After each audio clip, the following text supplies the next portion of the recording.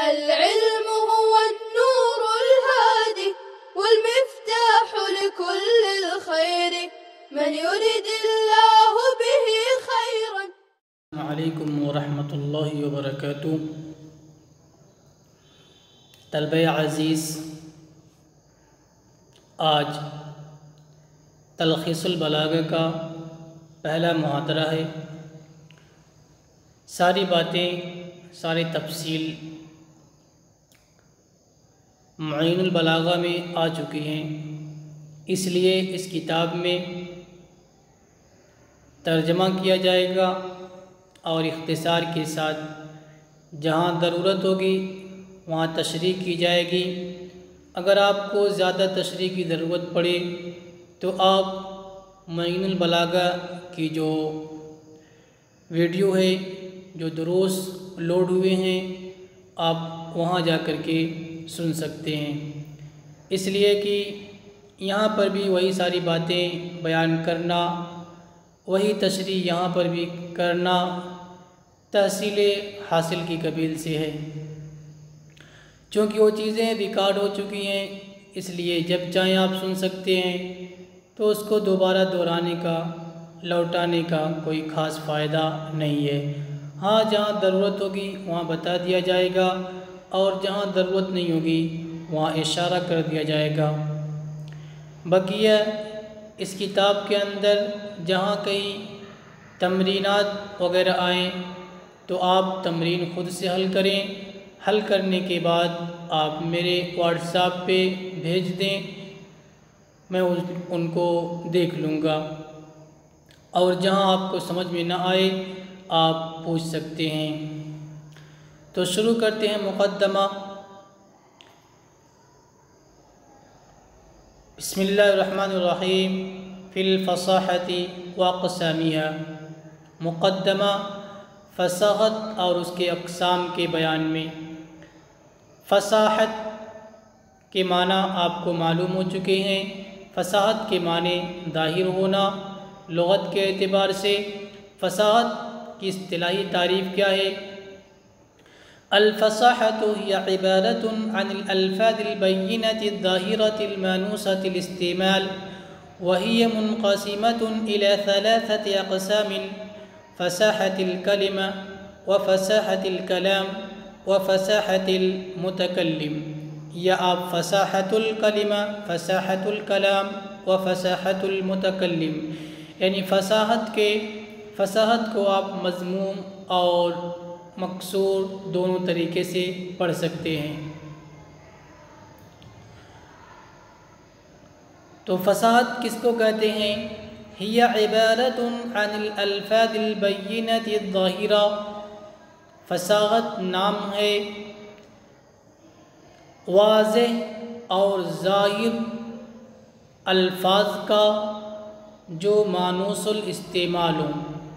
فصاحت نام ہے واضح، ظاہر اور مانوس الاستعمال الفاظ کا. جی،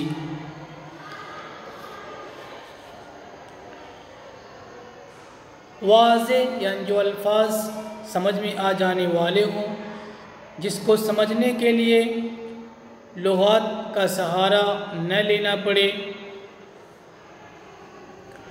مانوس الاستعمال یعنی جس کو عرب کے فصیح اور بلیغ لوگ استعمال کرتے ہوں، ان کے درمیان او کلام و کلمہ استعمال ہوتا ہو، اس کو مانوس الاستعمال کہیں گے. وہی منقسمۃ الی 3 اقسام. اور فصاحت کی 3 قسمیں ہیں. فصاحت کی 3 قسمیں ہیں.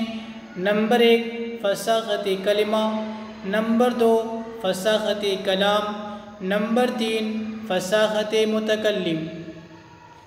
فصاحت کلمہ. فصاحت کلمہ کو مقدم کیا اس لیے کہ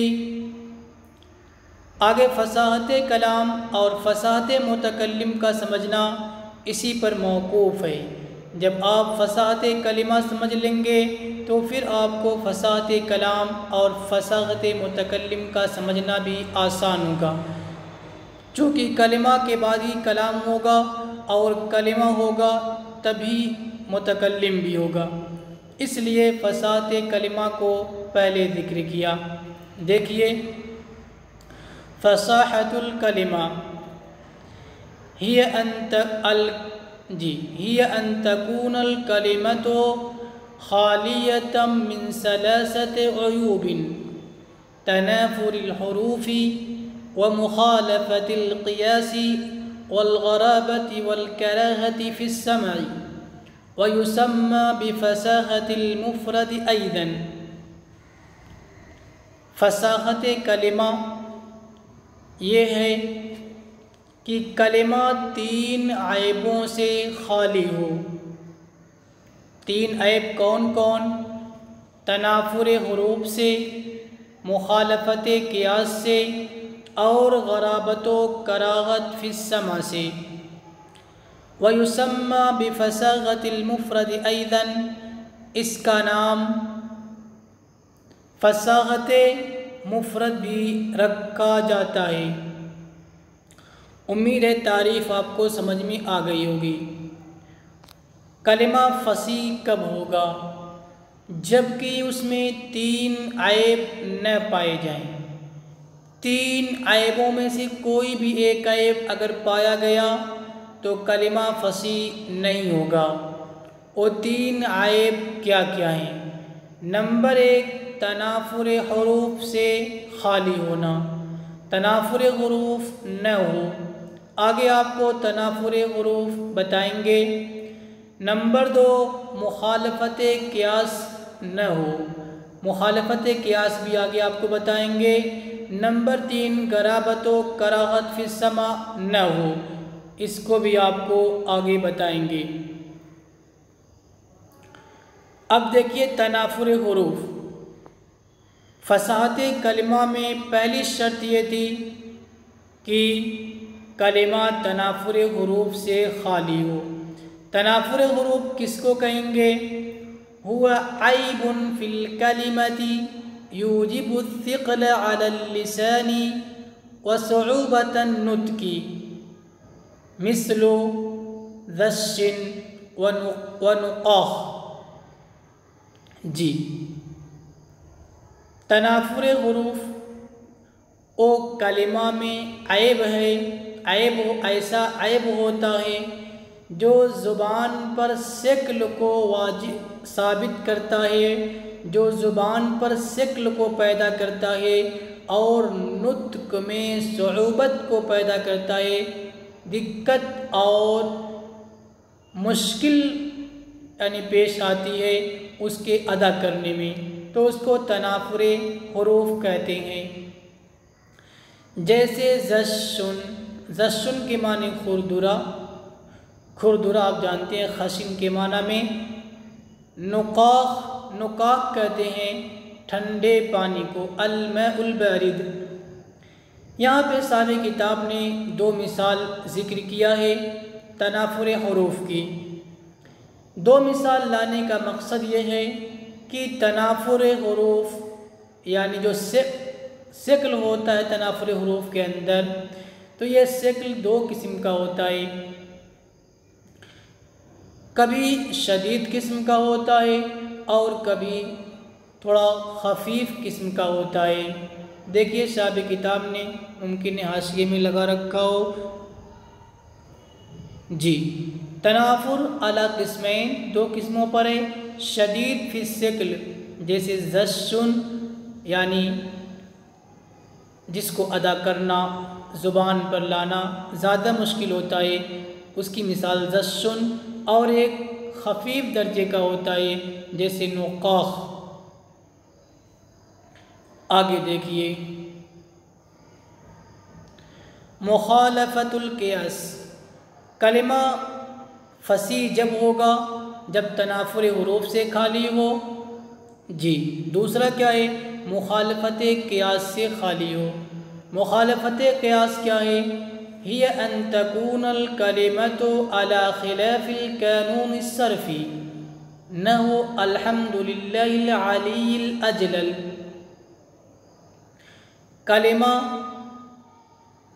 قاعدہ صرفی کے خلاف ہو۔ مخالفت قیاس کیا ہے؟ ہی ان تکون الکلمہ، مخالفت قیاس یہ ہے کہ کلمہ قاعدہ صرفی کے، قانون صرفی کے خلاف ہو۔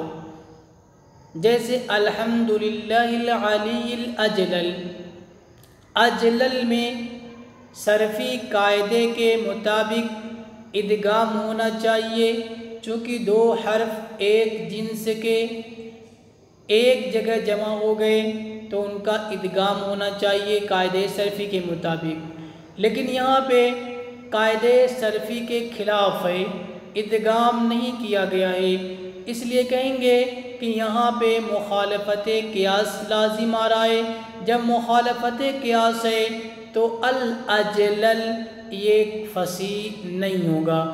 الحمدللہ العلی یہاں تک تو فصیح ہے، لیکن الاجلل یہ فصیح نہیں ہے۔ فصاحت کلمہ میں تیسری چیز کیا تھی کہ کلمہ غرابت و کراہت فی السمع سے محفوظ ہو۔ غرابت و کراہت فی السمع کس کو کہتے ہیں؟ ہی کون الکلمۃ وحشیۃ غیر ظاہرۃ المعنی بحیث تکرہ الاذان السلیمۃ بسماعها نحو جرش و خوعم۔ کلمے کا وحشی ہونا جس کا معنی ظاہر نہ ہو،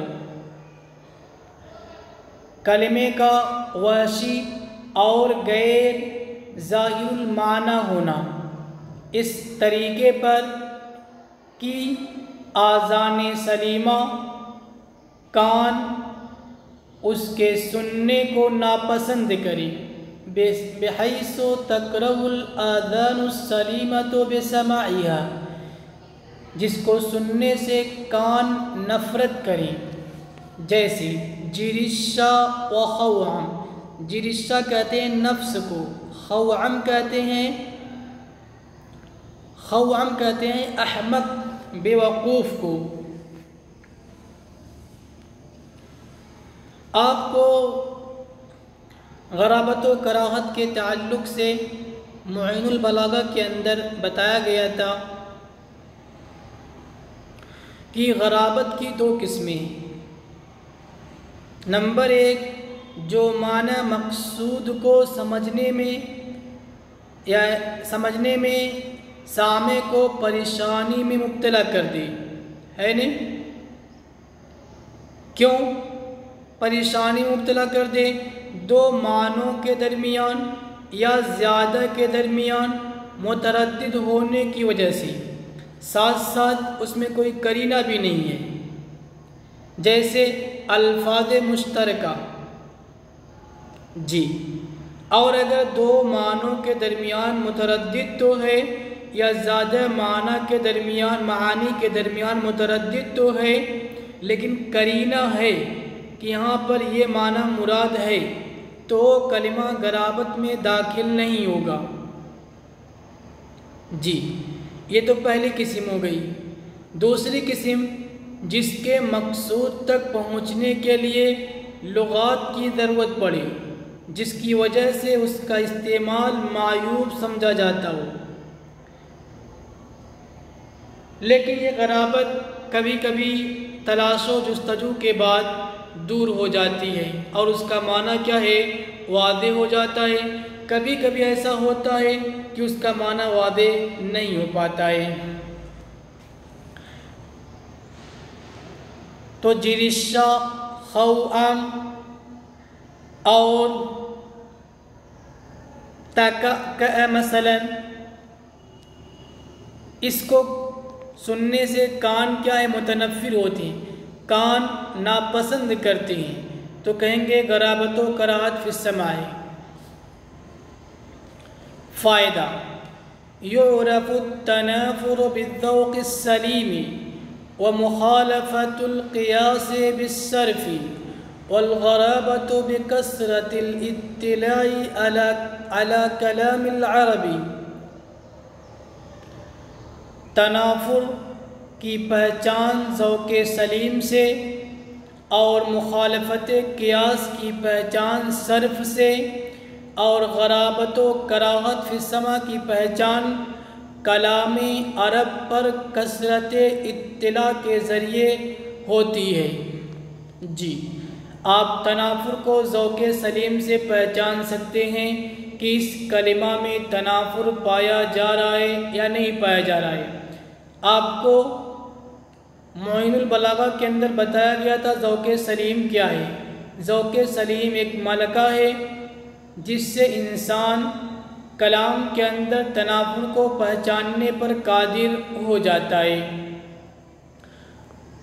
مخالفت قیاس کو کس سے پہچانیں گے؟ صرف کے اندر جب آپ کو مہارت ہو جائے گی تو آپ پہچان لیں گے کہ کلمہ میں مخالفت قیاس پایا جا رہا ہے۔ اور جب آپ کلام عرب کا کثرت سے مطالعہ کریں گے، کلام عرب کی باریکیوں پر آپ مطلع ہو جائیں گے تو پھر آپ غرابت و کراہت کو بھی سمجھ جائیں گے۔ آگے دیکھتے ہیں فصاحت الکلام ان یکون الکلام خالیا من ثلاثة عیوب تنافر الکلمات وضعف التالیف والتعقید مع فصاحة مفرداته ويسمى بفصاحة المركب أيضا فيشمل المركب التام والناقص كليهما۔ فصاحت کلام یہ ہے کہ کلام تین عیبوں سے خالی ہو: تنافر کلمات، ضعف تالیف اور تعقید سے، تین ہو گئے۔ مع فصاحت مفردات ہی، اس کے مفردات کے فصاحت کے ساتھ، باوجود اس کے کہ اس کے مفردات فصیح ہیں۔ وَيُسَمَّى بِفَصَاحَةِ الْمُرَكَّب، اس کو فصاحت مرکب بھی کہا جاتا ہے۔ چنانچہ یہ مرکب تام اور ناقص دونوں کو شامل ہوگا۔ تو پہلی شرط کیا ہے؟ تنافر کلمات سے خالی ہو، کلام میں تنافر کلمات نہ پائے جائیں۔ دوسری شرط یہ ہے کہ ضعف تالیف نہ ہو۔ تیسری شرط یہ ہے کہ تعقید نہ ہو، تاکید لفظی اور معنوی دونوں۔ جی، یہ تین چیزیں نہ پائی جائیں۔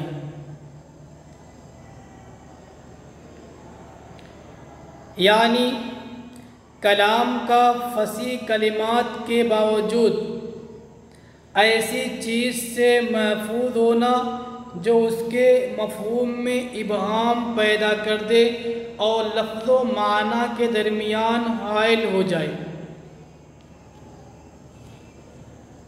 اور آپ نے جان لیا کہ کلام فصیح جب ہوگا جب ان چار چیزوں سے محفوظ ہو: تنافر کلمات، ضعف تالیف اور تعقید لفظی اور معنوی۔ یہ چار چیزیں ہو گئی۔ بعض لوگوں نے چار کے ساتھ دو کا اضافہ کیا ہے، بتایا گیا تھا کثرت تکرار تتابع اضافت، لیکن یہ صحیح نہیں ہے۔ قرآن میں اللہ نے تکرار کے ساتھ ذکر کیا ہے۔ السلام عليكم، لا تنسوا الاعجاب بالفيديو والاشتراك في القناة تشجيعا لنا لنستمر بنشر المزيد إن شاء الله.